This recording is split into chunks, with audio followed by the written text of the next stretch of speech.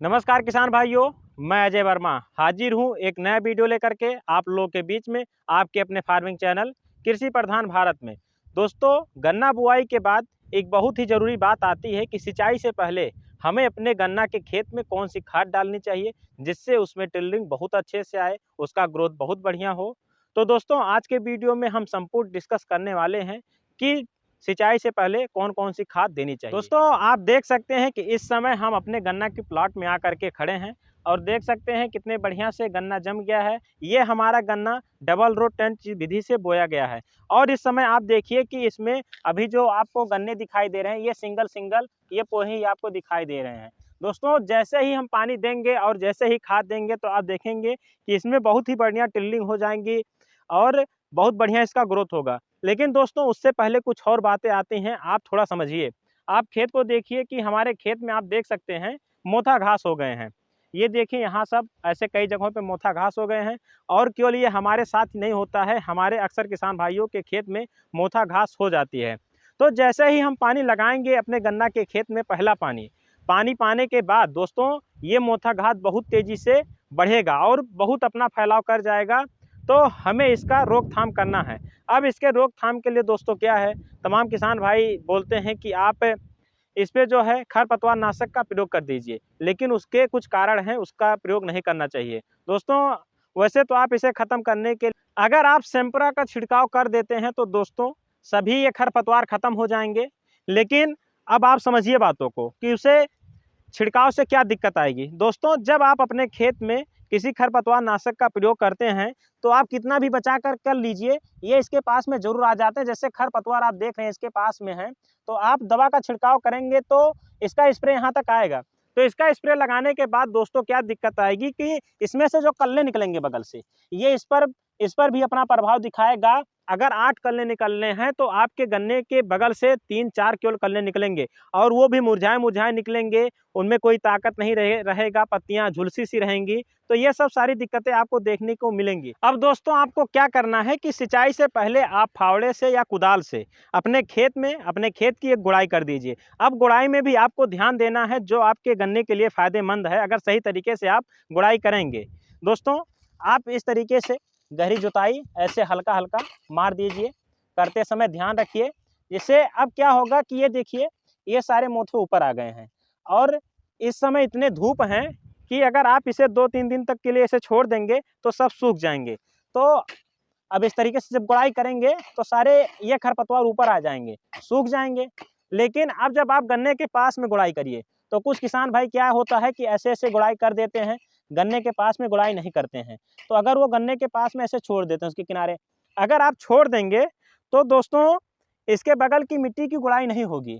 और अगर आप इस तरीके से सही तरीके से ऐसे गुड़ाई कर देते हैं और अब जब आप इस तरीके से गुड़ाई कर देंगे तो देखिए बगल की मिट्टियाँ हट गईं और सिंचाई होने के बाद जब ये खाद पाएगा तो इधर की मिट्टी सारी भुरभुरी हो गई है और तुरंत ही आपके गन्ने के बगल से बढ़िया कल्ले निकलेंगे, टेलरिंग बहुत अच्छे से आएगी। तो इससे आपके एक गन्ने के जगह पे 4-5 गन्ने हो जाएंगे। तो दोस्तों, इस तरीके से अगर आप पहला सिंचाई करने से पहले अगर आप अपने खेत की इस तरीके से गुड़ाई कर देंगे सही तरीके से, तो आपके खेत के जो खरपतवार हैं, जो मोथे हैं, ये निकल जाएंगे। और अगर आप किसी खरपतवार नाशक का स्प्रे नहीं करेंगे तो आपके गन्ने भी बढ़िया रहेंगे, इन पे कोई दिक्कत नहीं आएगा। और गुड़ाई करने के बाद दोस्तों जब बढ़िया धूप इस पे 2-3 दिन की लग जाए तब आपको सिंचाई करना है, जिससे किसी प्रकार का कोई खरपतवार बचे ना और सब सूख जाए। अब दोस्तों बात आती है खाद देने की कि हमें कौन सा उर्वरक देना है। तो इसमें जो सबसे पहले उर्वरक आपको देना है दोस्तों, वो देना है जिंक सल्फेट। जिंक सल्फेट में किसान भाइयों ध्यान दीजिएगा कि जिन दोस्तों ने बुआई करते वक्त अपने खेत में जिंक सल्फेट को डाल रखा है तो उन्हें नहीं डालना है। पहले दे रखा है तो बहुत बढ़िया है, नहीं दिया है तब आपको ये चीज़ सिंचाई से पहले आपको देना है।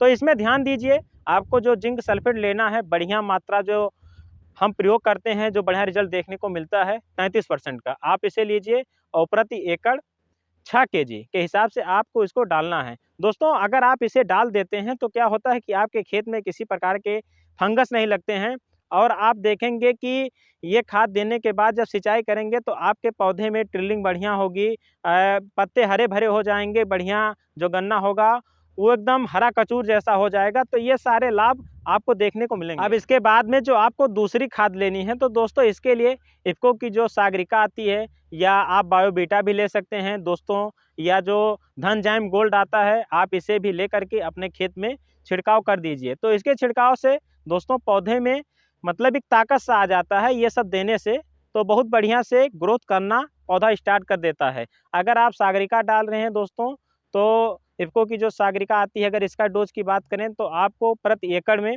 10 केजी के हिसाब से इसको डालना है। इसके साथ में दोस्तों आपको यूरिया का भी प्रयोग करना है। अगर यूरिया की मात्रा की बात करें 1 एकड़ में, तो आपको 40 से 45 केजी प्रति एकड़ इन तीनों का मिक्सचर बना करके आपको अपने खेत में सिंचाई से पहले अपने खेत में डाल दीजिए, या फिर सिंचाई करने के बाद जब आपके खेत में चिपचिपापन हो जाए, पैर चिपकने लगे, तब इसे डाल दीजिए दोस्तों।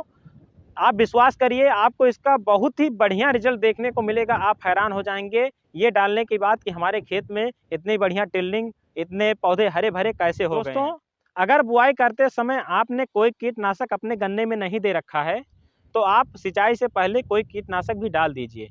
अगर आपने जो इफ़को की सीरा सागी आती है, अगर इसका प्रयोग आपने कर रखा है, तो आपको अपने खेत में किसी कीटनाशक का प्रयोग करने की ज़रूरत नहीं है। किसान भाइयों, हमने जो भी खाद आपको बताया है, अब आपको इसको डालने का तरीका समझना है कि आपको इसे कैसे डालना है।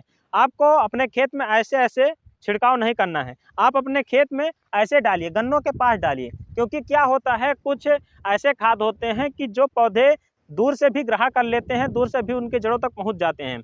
लेकिन ये जो सब खादें हैं, ये हमारे पौधे को नहीं पहुँच पाती हैं। तो इसके लिए आप कोशिश करिए पौधों के पास-पास में देते जाइए, तो इससे बहुत ही बढ़िया रिजल्ट आपको देखने को मिलेगा। तो किसान भाइयों, आपको ये जानकारी कैसी लगी हमें कमेंट में ज़रूर बताएं। अपने और दोस्तों के साथ, किसानों के साथ इसे शेयर करते रहिए। अगर आप किसी और भी टॉपिक पे वीडियो पाना चाहते हैं तो हमें कमेंट करिए, चैनल को सब्सक्राइब करिए, वीडियो को लाइक करिए। फिर मिलेंगे एक नई जानकारी के साथ एक नई वीडियो में। तब तक के लिए धन्यवाद। जय जवान, जय किसान।